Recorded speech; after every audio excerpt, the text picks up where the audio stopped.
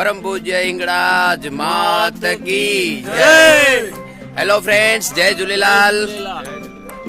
अॼु असां जय हिंगड़ाज मां, जय हिंगड़ाज मां।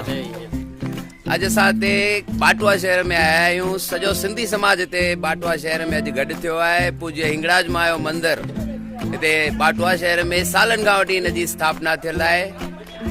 पूज्य मां हिंगड़ाज मां जे मंदिर ते अॼु असां सभु हिते दर्शन करण आया आहियूं। अॼु ख़ासि ॾींहुं आहे हिते। सालनि खां वठी अॼु जे ॾींहं ते हिकिड़ो ज़बरदस्त मेले जो आयोजन थींदो आहे, जंहिंखे मंगलगिरी बापू जो मेलो पाण चवंदा आहियूं।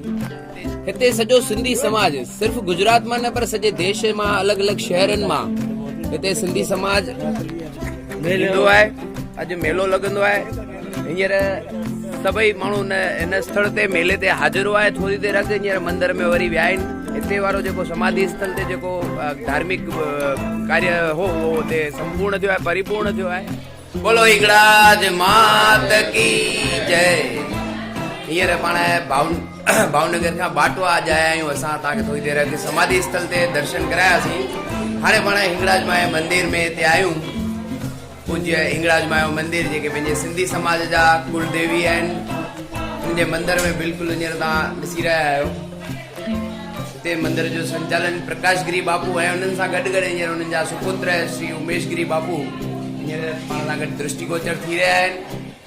पूज्य हिंगड़ाज मां जो मंदर हिते सालनि खां वठी इहो मंदर आहे। बलूचिस्तान मां जेको मुख्य स्थान आहे उतां हिते जोत खणी करे ऐं बाटवा शहर में इहो मंदर ठाहिण में अॼु हिते दर्शन करण लाइ जूनागढ़ जिले जे बाटवा शहर में मंदर में पाण दर्शन करण ते गॾु थिया आहियूं। हिते सॼो सिंधी समाज सॼे गुजरात मां न पर सॼे देश मां हिते सिंधी समाज ईंदो आहे। अची करे मां खां आशीर्वाद वठंदो आहे, कुलदेवीअ जा दर्शन कंदो आहे। हिते कुझु मूंसां गॾु ॻाल्हाइण चाहिनि था, ॿुधायो। हिंगड़ाज माता जो मंदिर आहे। गुजरात, राजकोट, गोंडल, भावनगर, हर कोई सिटी में गुजरात पूरो ईंदो है। हिते हर साल मेलो उमेश गिरी बापू सेवा करे रहिया आहिनि। माता जी जेके आहिनि असांजा माता साहिब, मां ज़रूरु चाहींदुसि उन्हनि सां बि उन्हनि जा बि दर्शन कयो, उन्हनि सां बि मिलो जेके माता जी सेवा करे रहिया आहिनि सालनि खां वठी। माता जी सेवा करे रहिया आहिनि सालनि खां वठी। माता जाए जो असांखे शक्ति ॾे। पाण में कुझु ताक़त कोन्हे पर झूने में झूनो मंदर हिते बाटवा में आहे। जी ॿुधायो। घणनि सालनि खां वठी तव्हां हिते सेवा में कार्यरत आहियो? 80 सालनि खां वठी। 33 साल मूंखे थिया। 33 सालनि खां वठी आंटी जे हिते सेवा ॾेई रहिया आहिनि। हिते जोत खणी करे आया आहिनि। बलूचिस्तान में जेको पंहिंजो मुख्य स्थान आहे पूज्य हिंगड़ाज मां जो, अॼु उन्हनि जी जोत हिते पाण सभिनी खे दर्शन करण लाइ जेको हुनजो लाहो आहे, जिते सभु गॾु थिया आहियूं ऐं दर्शन करे रहिया आहियूं। हिकिड़ा वरिष्ठ आगेवान आहिनि श्री गोवरमल जी। जी काका, तव्हां पंहिंजी सुञाणप ॾियो। मुंहिंजो नालो गोवरमल मिर्चमल, मां बाटवा जो रहवासी आहियां ऐं मंगलगिर जे माता जी जेको हिंगड़ाज माता जो जेको मेलो थींदो आहे मंगलगिर बापू जे नाले सां सुञाणो वेंदो आहे।